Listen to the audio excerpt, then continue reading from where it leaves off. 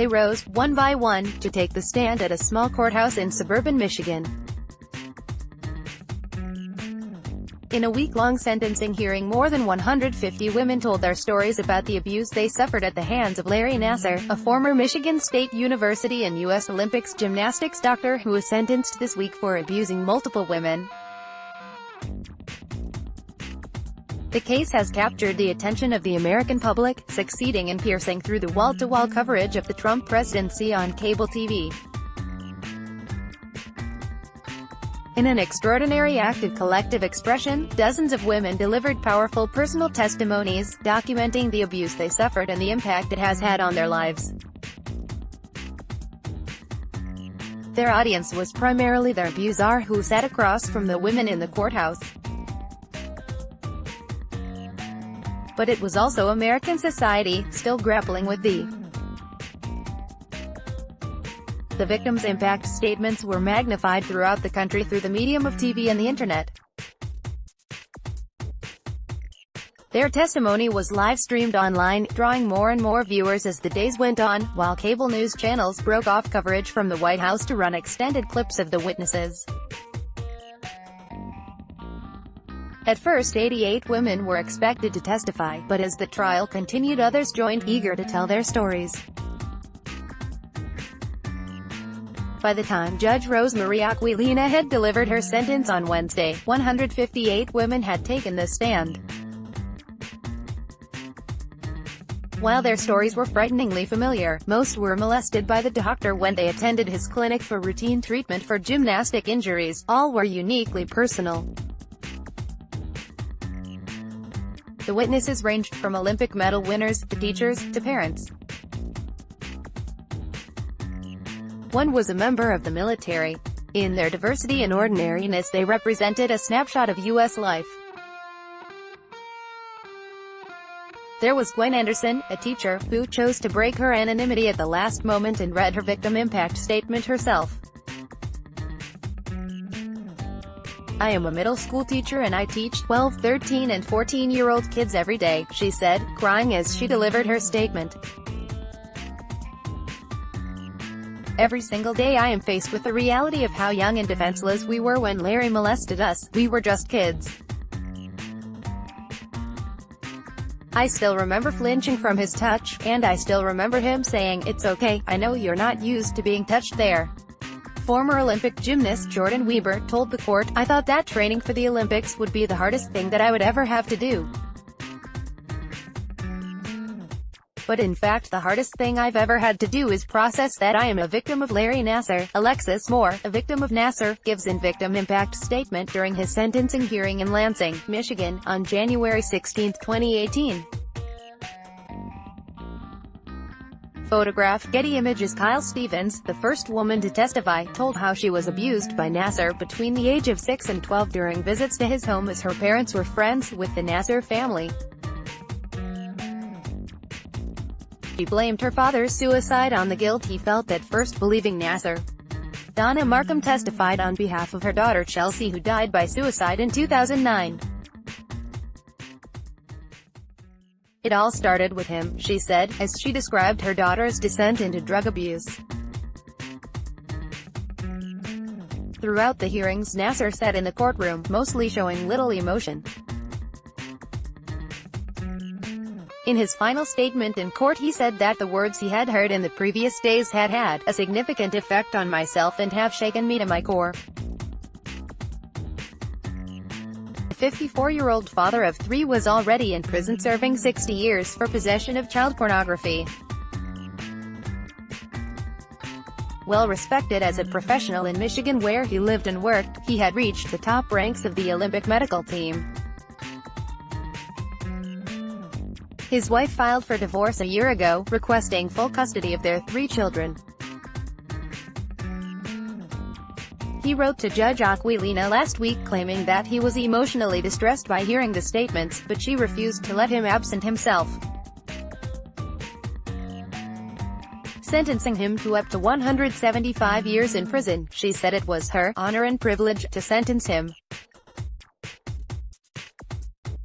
The judge's decision to allow all victims to deliver impact statements was not unusual, as this was a sentence hearing rather than a jury trial. But the sheer number of victims who came forward was unexpected.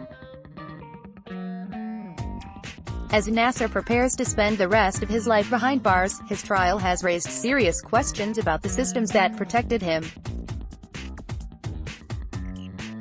He joined the U.S. gymnastics national team as a trainer in 1986, and went on to work as team doctor at 4 Olympic Games between 1996 and 2012. In 1997, he was given a faculty position at Michigan State University. Allegations of abuse date from 1994, before he joined Michigan State.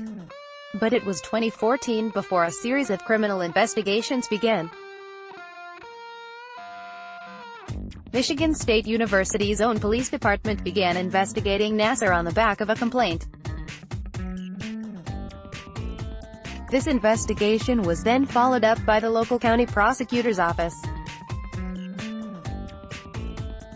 USA Gymnastics, which received several complaints from its members, and the FBI also opened investigations around this time.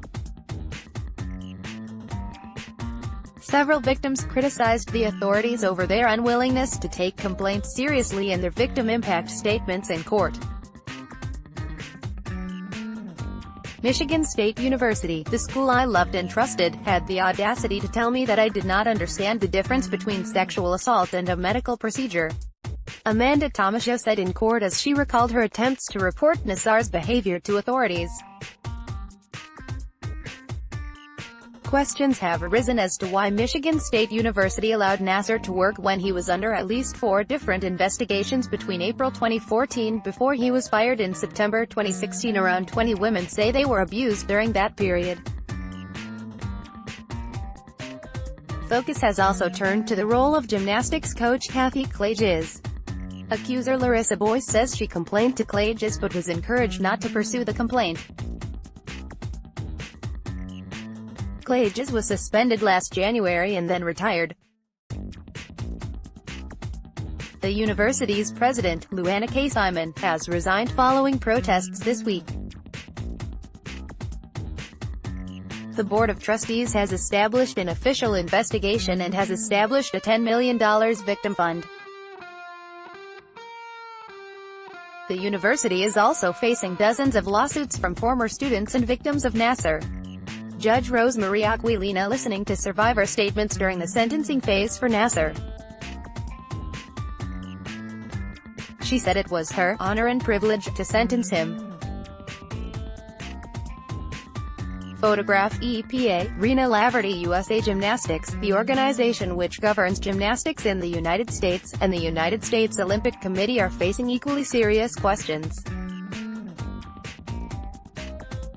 Nassar scandal is the latest to beset the U.S. sports world, with memories still fresh of the Penn State University scandal in 2011, which revealed that longtime coach Jerry Sandusky had sexually abused young boys over a 15-year period.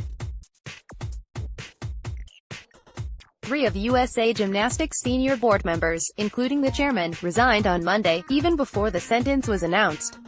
The organization is also feeling the heat financially.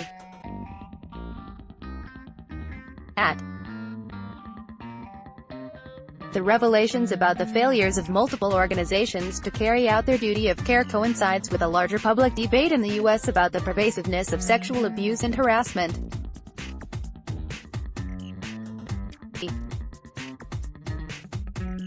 The longtime conductor and former musical director of the Metropolitan Opera in New York, James Levine, has been suspended over sexual abuse allegations. Olivia Cowett, a victim of Nassar, giving her victim impact statement. Photograph Getty Images. Peter Martins, the head of New York City Ballet, has taken leave amid an investigation into allegations of sexual harassment. In Washington, Congress has been hit with a series of allegations of sexual harassment, almost all involving older congressmen and their younger female employees. This week it emerged that Patrick Meehan, a Republican congressman from Pennsylvania, had used taxpayers' money to settle a sexual harassment lawsuit with an 8 decades his junior. The 62-year-old married father of 3 admitted that he was struggling to keep his feelings from interfering with his professional relationship with his employee, but says he believes he will be cleared. The House of Representatives Ethics Committee has opened an inquiry. Politicians from both parties, including Senator Al Franken and Congressman John Conyers, have been forced to step down over allegations. The Nassar scandal may once have been remembered as simply the latest sexual scandal to engulf the sporting world. But in the current climate, its implications may be more far-reaching.